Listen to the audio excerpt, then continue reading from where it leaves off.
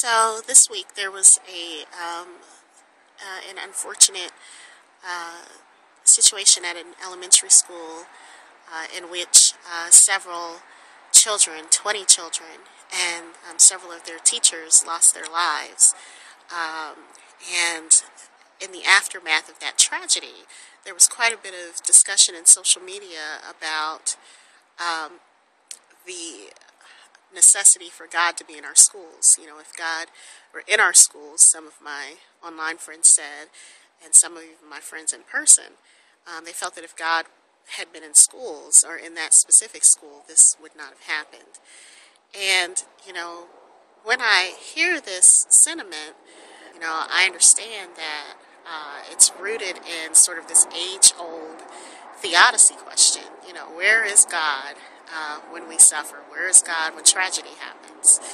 And, you know, what's being offered is an answer to this question, you know, in more of a roundabout way, whether we realize it or not. What people are doing is offering the suggestion that when we suffer, it's because A, we haven't been good enough or holy enough, and B, God is somewhere else when suffering occurs. And, you know, when I hear this, it's not credible to me, you know, for a variety of reasons, but mostly because of experience. You know, a lot of my theology is rooted in experience. I think a lot about what it means for us to be human and what it means for God to be God and what it means for us to interact with that divinity.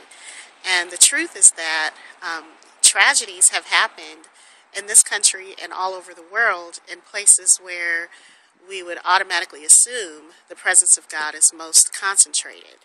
In the civil rights movement, when the church in Alabama was bombed, and there were several young girls in the church, we're talking about small children, who were killed as a result of that hatred. And even in our own generation now, there have been instances on our own soil where people have walked into Muslim prayer meetings and things of similar nature and taken the lives of the people there. Now, you know, whether you agree with their theology or not, certainly there are people there who would tell you that they believe God is there in a very concentrated and powerful way.